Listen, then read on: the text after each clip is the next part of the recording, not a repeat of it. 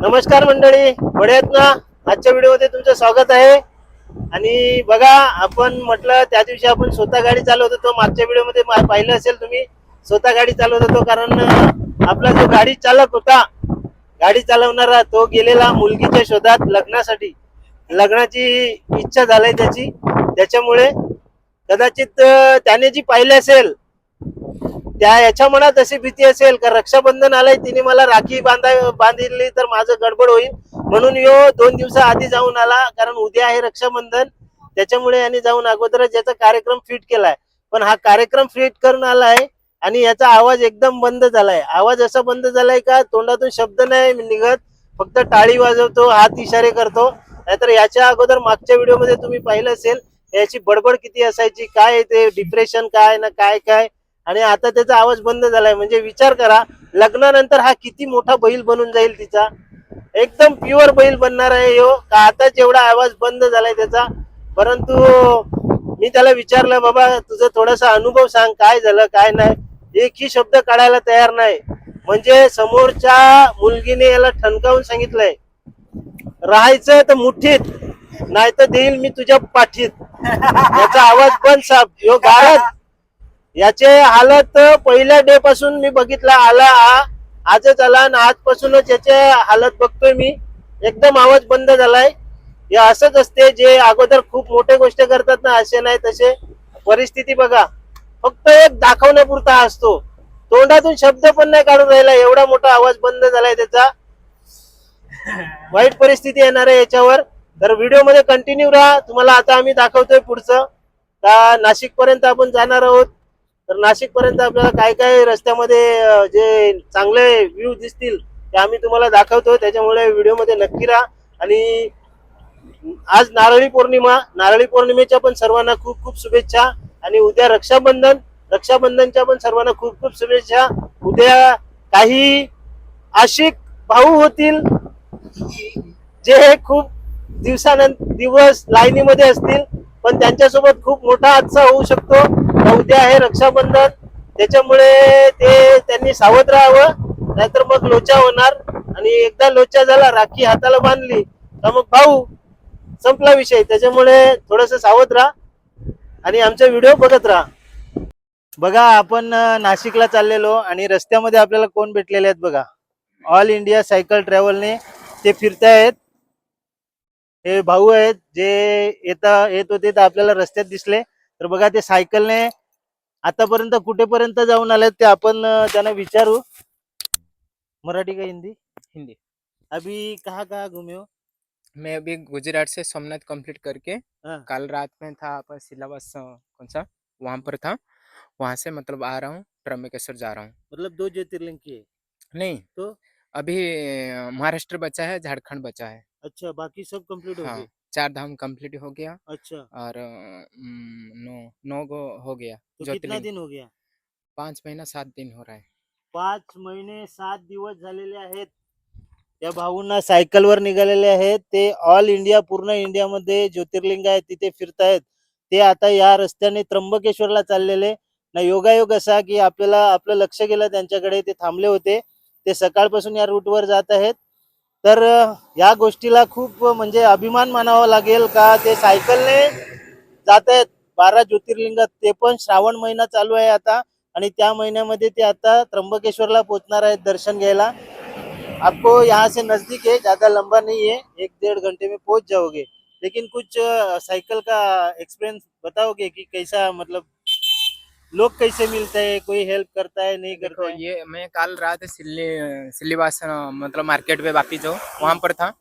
वहां से मेरे को भैया एक खाने पीने को दिया था और अच्छा, सोने को मदद कर दिया था। हाँ मैं सुबह 8 बजे वहां से निकला। बाकी ये रास्ते पे थोड़ा जंगल एरिया है, हाँ, जंगल एरिया। क्योंकि कोई रुकने गाड़ी भी इतना नहीं जा रहे, जो भी जा रहे हैं अपना अपना काम पे जा रहे हैं। कोई भी मदद नहीं मिला है। एक भैया था नासिक का था, हाँ, वो शायद कोई ऑफिस का काम पे गया था। उनका पास टिफिन था, अच्छा, रोटी सब्जी लाए थे मेरे को रास्ता में। और आगे थोड़ा 5 किलोमीटर आगे हूँ मैं, अभी खा के आया हूँ। वो चला गया, मैं खा के आया। बाकी बघा, आपली पण भेट झाली ना. आपल्याकडे त्यांना द्यायला काहीच नाहीये. त्यांनी आपल्याकडे पाणी मागितला तर आपल्याकडे पाण्याची बॉटल होती, त्यांनी पाणी पिल्यानं ते परत दिलाय त्यांनी आपल्याला, परंतु आपण त्यांनाच ही बॉटल देणार आहोत. तर त्यांना अजून इथून कमीत कमी 1-1.5 तास जायचं आहे. ये बॉटल आप रख लो, बॉटल नहीं चाहिए, अभी थोड़ा पानी पी लिया, चल अभी जाएगा. हाँ. ठीक आहे, हमारे पास भी कुछ खाने के लिए नहीं है, नहीं तो नहीं, दे नहीं देते. चाहिए. भाऊ आपल्याला आता त्यांचा थोडासा एक छोटासा एक्सपिरियंस सांगतायत, तर बोलिए क्या है आपका experience? मेरा एक्सपीरियंस है जैसे कि मैं पहला दिन ही घर से निकला था, 70 किलोमीटर आने के बाद महाराष्ट्र का भैया मेरे को मिले थे नागपुर शहर से। वो हमारा जगन्नाथ दर्शन के लिए गए थे, मेरे को मिले थे रास्ते में और मदद किए थे 200 रुपया। लेकिन आज मैं मतलब इतना घूम के आने के बाद महाराष्ट्र का आज मैं जा रहा हूँ। फिर महाराष्ट्र में आप लोग मिले, मेरे को बहुत अच्छा लग रहा है। मेरे महाराष्ट्र का पूरे स्टेट को ऐसा बोलना चाहता हूँ, आप लोग पूरी जगन्नाथ जाइए। पुरी जगन्नाथ एक धाम है, कलियुग का धाम है और रियलिटी गॉड है वहाँ पर। आप लोग जाओगे तो आपका जो भी मनस्कामना है वो पूर्ण होगा। मेरे से यही प्रार्थना जगन्नाथ से और भोलेनाथ से यही बोलना चाहूँगा। एकदा परत तुम्हाला दाखवतो का बघा, ऑल इंडिया सायकल ट्रॅव्हल्स ते फिरतायत, 4 धाम करून 12 ज्योतिर्लिंग करतायत. तर बघा, जर असे रस्त्यात कोणी भेटले तर कृपया मदत करा. जर म्हणजे स्पेशली मदत नका करू, वाटल्यास तुमच्याकडे काय जे असेल तेच त्यांना द्या, तरी पण समाधान आहे. आणि खूप प्राऊड फील आहे का ही गोष्ट. सायकलवर हे एवढ्या दिवस फिरतायत, 5 महिना 7 दिन हो गया. आणि आता हा श्रावण मास चालू आहे, ते त्र्यंबकेश्वरला पोहोचतायत. तर धन्यवाद. आणि पुढच्या यात्रेसाठी तुम्हाला जय जगन्नाथ। मेरे से दुआ मांगता हूँ आप लोग का, जो भी मेरे को रास्ते में मिल रहे हैं मदद करें, सभी लोग का भलाई हो। और ये है मेरा प्रार्थना, भोलेनाथ का प्रार्थना। और जो भोलेनाथ सबका भला करते हैं, वैसा दिक्कत नहीं है मेरा रास्ते पे। लेकिन कोई कोई भी मिल जाता है बुरा आदमी, हाँ। लेकिन वो ऐसे मन जो में मिलते नहीं हैं, रखने का, हाँ, उसको इग्नोर करके अपना काम करने के लिए आगे निकलने का. मेरा भी यही सोच है. बस आपकी अगली यात्रा को आपको खूप खूप शुभेच्छाएं और आपका हर धन्यवाद। दिन अच्छे आपसे से मिलके गुजरे. बहुत अच्छा लगा। आपसे भी आप मिलके बाद हमें में भी खुशी हुई. बघा, असं म्हटलं जातं का जर तुम्ही कोणाची मदत केली तर तुमच्याही मदतीला कोणी ना कोणी येतं. तसंच आमच्या सोबत पण आता झालं का ते जे आहेत 12 ज्योतिर्लिंग सायकलवर करतायत, त्यांच्याजवळ आम्ही थांबलो. आणि थांबल्यानंतर जेव्हा आम्ही व्हिडिओ बनवला, व्हिडिओ बनवून गाडीत बसायच्या वेळेस आमचं लक्ष गेलं का हा किती मोठा खिळा बघा टायर मध्ये घुसलेला आहे. हा खिळा बघा किती मोठा घुसलेला आहे यो. म्हणजे असं असते, जर आम्ही तिथे नाही थांबलो असतो तर आम्ही सरळ गेलो असतो पुढे आणि पूर्ण टायर पंक्चर झाल्यावर बघितलं असतं. म्हणजे आम्हाला भर रस्त्यात थांबावं लागलं असतं. आणि तिथे थांबल्यानंतर आमचा फायदा हा झाला काय बघा, इकडेच 1 किलोमीटरवर फक्त पंक्चरचं दुकान आहे. तिथे आम्ही पोहोचलो लगेच, म्हणजे ते बघितल्यानंतर. तर खरोखर एक लगेच महादेवाने आम्हाला दाखवलं का तुम्ही जर कोणाच्या मदतीसाठी थांबले, कुठल्याही प्रकारची मदत, आपण कुठल्या प्रकारची मदत केलं हे सांगणं योग्य नाही आणि सांगणारही नाही, आपल्याला ते सांगायचंही नाहीये. तर परंतु त्याचा परिचय लगेच आम्हाला महादेवाने दिला का बघा तुमच्याकडे पण प्रॉब्लेम आलेला आहे हा जो, पण त्याचं सोल्युशन देवाने लगेच 1-2 मिनिटात दिलं. का 1 किलोमीटरवरच पंक्चरवाला होता आणि पंक्चर काढतोय. आणि आपला गोलू बघा पंक्चर काढायचं चालू आहे त्याचं.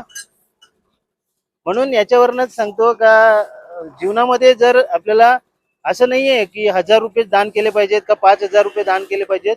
जे शक्य झालं 100-200 काय कुठेही जिथे जमेल तिथे, जसं आपल्याला जमेल ते तसं करू शकता. अशातला मोठा भाग नसतो का लाख रुपये दिल्याने दान धर्म होतो, काही नसतं. तुम्ही एखाद्याला उठून बसवा तरीही ते एक चांगलं पुण्याचं काम असते पडलेल्या व्यक्तीला. आणि गोलू आता काम करतोय पंक्चर काढायचं, तर आपल्याला पंक्चर काढून आता इथून निघावं लागेल, कारण आपण झालो असे पण थोडे लेट. लवकर खोल रे पटापट.